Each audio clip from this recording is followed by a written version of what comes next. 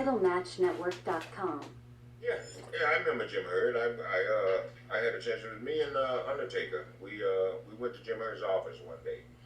I was having problems with Ric Flair. He was the booker then, and Undertaker was having problems with Ole. Ole told Undertaker that he had red hair, he would never draw a dime. And we were in there talking to Jim Herd about that. So Taker was trying to get straight with Jim Herd to see, what's the deal here? You guys want me or not? So I guess Ole blocked it, and Taker told him goodbye. And I never seen him anymore until I saw him come out on Vince as the Undertaker. Jim Herd, I had this other problem. I was trying to talk to him about Flair, and so I think he should have just stayed, in the pizza business. He had no feel for this, what we do now. You know what I mean? A lot of people say that. Yeah. What was your main problem with Rick? I don't know. He just didn't like me for some reason. I have no idea. But I remember Jim Herd telling me that. He said to me, to my face, when I was talking to him, he said, "Well, I'll tell you, Teddy, Ric Flair doesn't like you." The fuck? Why? I don't know.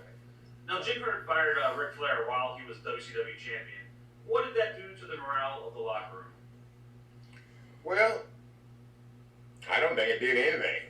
I don't think nobody really cared. You know what I mean? 'Cause at that time, the focus was on certain people. Right. So whatever happened on top, it wasn't none of our business, it wasn't nobody's business. So you didn't, you just, whatever they did, they did. You just stayed out of the way, stayed out of their business.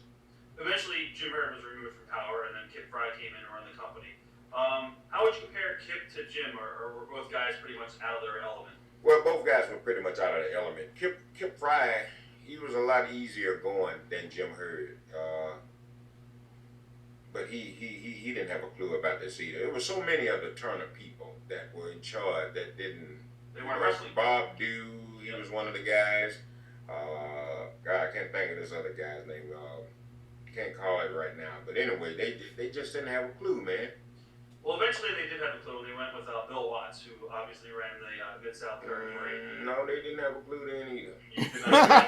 I didn't like that either. Man. He came in, he cut everybody's money. He just went wild too. Wasn't that the guy that said, okay, no more jumping off the top rope, which was stupid. I don't know about that. Can't jump off the top rope no more. So the high flying was done with. No about that. It's like, okay, throwing them over the top rope, that's disqualification. Then they cut that out. Then I remember like the blood thing. I was like, okay, so we know about that, but like, you can't jump off the top rope. That's so damn stupid. He was a tyrant. You know what I mean? And I guess, I've seen him, over the years, not lately, but since I've seen him, I think he's changed a little bit too. Humble a little bit. Yeah, humble a little bit, but he cut everybody's money, and he knew nobody liked him because he always kept a gun on him. He had this gun that was strapped to his leg, a little Derringer. Yep. And he kept that on him all the time. And I remember he tried to take the belt back from Scott Steiner, and Scott wouldn't give it to him. So Scott had it at TV, had the belt at TV, and Scott used to always bring his dog. He had a pit bull named Arnold, and Arnold was sit by Scott's bag, and nobody went to that bag. I seen them make that dog. He almost ate up Tommy Rich one time, but they pulled him off. But they sicked him on Tommy Rich. But Bill Watts tried to take that belt, and he told Bill Watts, "Well, go and get it. It's right there in my bag." And Arnold was sitting that belt right there. I don't think Scott gave it to him. He might have that belt today. There was a fight because we've been told about that fight between Scotty and Bill. They did not get along, so. No. Well, Bill, he just was hardcore, man. They tried to run the business the old way. You gotta, nothing wrong with that. But I remember in the Warrior interview, I'm trying to think, this was a long time ago. He said when he was just getting started, he tried to rough up the guys or something. He said he tried to take him to the ground. He's like, take me down then. And he said he wouldn't do it. And Warrior wasn't joking. He's like, take me down to the ground then. And it did. I don't know if that was some bullying stuff. Then yeah, you get what you get. But yeah, I don't like picking. Yeah, this guy seemed like an ass. You gotta change. Life. Time changes. The summer changes the winter. So sometimes you gotta just adapt with the times. And I think that's what's wrong with with the world today. People scared of change. A lot of people said Bill Watts was a racist. but he did make Ron Simmons world champion in Baltimore. What are your thoughts on Bill Watts being a racist? And there was the big lawsuit with him that happened over the newsletter. Well, it didn't happen over the newsletter, but it was brought up. You know what I'm talking about, where he made comments in that interview with Wade Keller.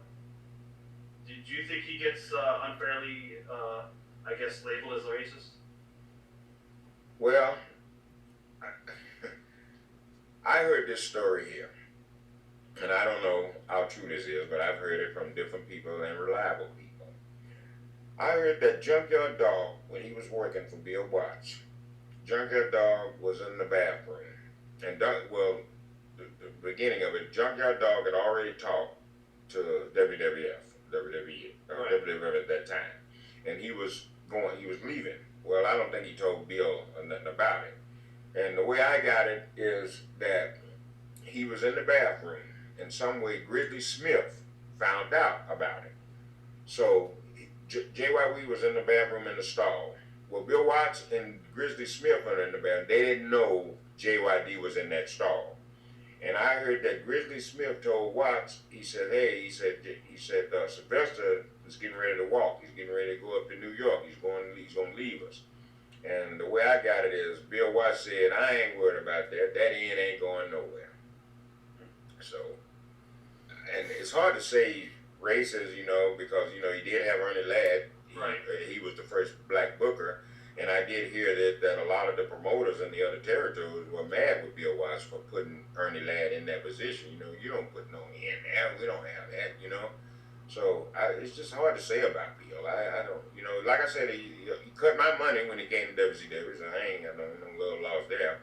But like I said, I got along with him, no problem. What about his son, Eric Watts? I don't remember much about Eric. I met him, but he didn't stay around long. So. TitleMatchNetwork.com. But getting back to the beginning of the clip, he's talking about the Taker. Okay, he what do they say? Said it about a few people. This the Taker. We wasn't the Taker yet. But this red hair, mean Mark. Well, this red hair. You ain't gonna draw a dime. You ain't gonna do nothing.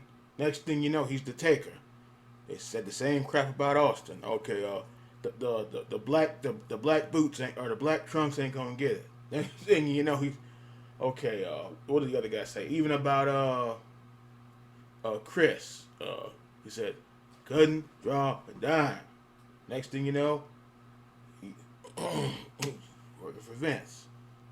Okay, they didn't say nothing about I don't remember about Cactus, but okay, fall. Okay, even if somebody said okay, falling on the ground, hitting such and such with chairs, that's not gonna do anything. That's garbage. If it's garbage, somebody must like it. He went to Vince too, so damn near half the roster was up there. So all these guys that they said they didn't say that